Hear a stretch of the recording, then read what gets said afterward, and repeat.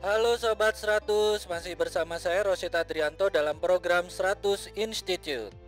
Dan kita masih membahas soal-soal pada SBMPTN tahun 2015. Berikut ini ada soal berhubungan dengan bab usaha dan energi. Pada video kali ini kita akan membahas bagaimana bila ada balok menuruni suatu bidang miring. Simak soalnya baik-baik ya. Jadi di sini diketahui ada sebuah balok bergerak dari keadaan diam menuruni suatu bidang miring yang panjang. Terus bagian pertama bidang miring ini itu licin, dan bagian berikutnya sampai ke dasar itu bersifat kasar. Nah, setelah bergerak selama beberapa saat di bagian yang kasar, balok itu menjadi berhenti. Pada peristiwa itu di sini ada beberapa pernyataan. Pernyataan yang pertama, usaha oleh gaya gravitasi itu bernilai positif. Kemudian yang pernyataan kedua, usaha total pada balok sama dengan 0. Kemudian yang ketiga, usaha oleh gaya gesek itu tidak sama dengan 0. Yang keempat, usaha oleh gaya gravitasi sama dengan perubahan energi potensial balok. Oke, pertanyaannya adalah pernyataan yang benar itu yang nomor berapa saja? Oke, Sobat 100, untuk mengerjakannya lihat ilustrasi gambar berikut ini. Jadi katakanlah di sini ada bidang miring yang mana di atas ini ada balok. Balok mula-mula diam di keadaan 1. Terus di sini karena ada gaya berat, maka balok itu bisa menuruni bidang miring yang mana kondisi awalnya bidang miring ini licin, terus di bagian pertengahan sampai bagian bawah itu kasar. Nah, dari pergerakan balok ini kita tinjau ada titik 2 dan titik 3. Titik 2 itu perbatasan daerah licin dan kasar, kemudian titik 3 ini daerah balok itu berhenti. Nah, terus katakanlah ini ketinggian dari bidang miring adalah H. Kita tinjau untuk pernyataan pertama ya, usaha oleh gaya gravitasi bernilai positif. Ingat rumus yang dipakai di sini ya. Usaha sama dengan gaya berat kalikan ketinggian. Jadi kalau gaya gravitasi ini maksudnya adalah gaya berat. Gaya berat ini arahnya vertikal. Kemudian di sini ada ketinggian H. Jadi kalau usaha oleh gaya gravitasi ini sudah pasti tandanya positif. Kenapa? Karena gaya berat arahnya ke bawah, terus pergerakan balok tadi juga ke bawah. Jadi ini searah, maka tandanya positif ya. Jadi ini bernilai positif. Dengan demikian untuk pernyataan nomor 1 ini benar ya Sobat 100. Sampai di sini bisa dipahami ya untuk pernyataan pertama. Pernyataan yang kedua, usaha total pada balok sama dengan 0. Ingat, untuk konsep balok menuruni bidang miring yang dipakai di sini adalah W sama dengan perubahan energi mekanik. Yang mana W di sini adalah negatif F kalikan S jarak 23.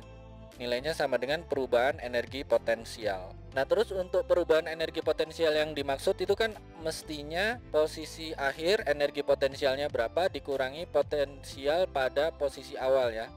Nah, kalau posisi saat balok ini berhenti kita anggap sebagai titik acuan, maka energi potensialnya 0, sehingga di baris berikutnya itu tinggal negatif F kalikan S23, nilainya sama dengan negatif energi potensial di titik 1, titik awal. Nah, dari sini bisa kita simpulkan ternyata nilai usaha itu tidak sama dengan 0. Berarti untuk yang nomor 2 pernyataan ini salah ya Sobat 100. Oke, kita lanjut ya.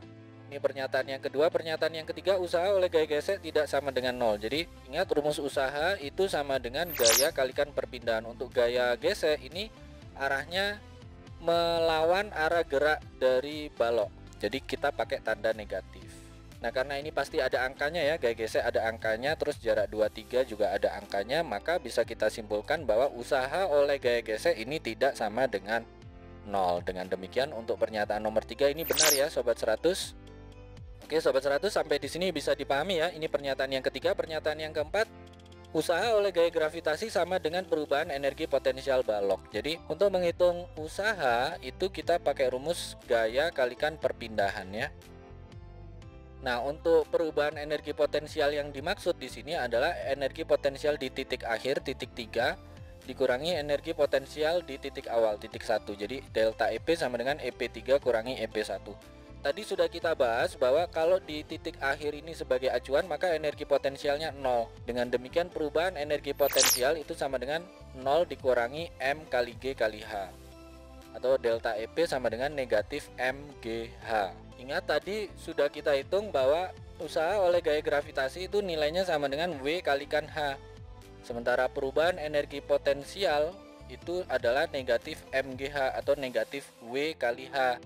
Maka dari dua rumusan ini bisa kita simpulkan bahwa usaha oleh gaya gravitasi itu nilainya sama dengan negatif delta EP, negatif perubahan energi potensial. Dengan demikian bisa kita simpulkan bahwa untuk pernyataan yang nomor 4 ini salah ya Sobat 100. Oke Sobat 100, sudah kita cek ya. Jadi setelah kita cek satu persatu, pernyataan yang benar adalah nomor berapa? Nomor 1 dan nomor 3. Ini jawabannya ya Sobat 100. Oke Sobat 100, sampai di sini bisa dipahami ya. Jadi ingat baik-baik. Kalau ini berkaitan dengan balok yang menuruni bidang miring, ada bagian sisi yang licin dan sisi yang kasar, maka di sini ada beberapa pernyataan. Yang pertama adalah usaha oleh gaya gravitasi itu bernilai positif. Kenapa? Karena gaya gravitasi arahnya ke bawah, sedangkan arah pergerakan balok juga ke bawah. Jadi bernilai positif. Kemudian untuk yang nomor 2, usaha total pada balok itu tidak sama dengan 0. Kenapa? Karena usaha total yang dimaksud di sini adalah usaha yang ini ya, sama dengan perubahan energi mekanik. Nah, di sini ada nilainya perubahan energi mekanik itu. Dengan demikian usaha tidak sama dengan 0. Terus yang nomor 3, usaha oleh gaya gesek juga tidak sama dengan 0 karena itu ada angkanya ya. Kemudian yang nomor 4, usaha oleh gaya gravitasi tidak sama dengan perubahan energi potensial dari balok. Jadi usaha oleh gaya gravitasi tadi kan W kali H, terus perubahan energi potensial gravitasi itu adalah negatif MGH. Maka ini tidak sama nilainya ya. Oke Sobat 100, sampai di sini bisa dipahami ya. Nah, kalau Sobat 100 sudah paham untuk video penjelasan ini, Sobat 100 bisa melihat atau mempelajari video penjelasan yang berikutnya. Lalu, untuk pertanyaan atau soal-soal berkaitan dengan mata pelajaran matematika, fisika, kimia, Mandarin atau Inggris, Sobat 100 bisa tanyakan soalnya di aplikasi tanya jawab soal. Oke Sobat 100, selamat belajar ya.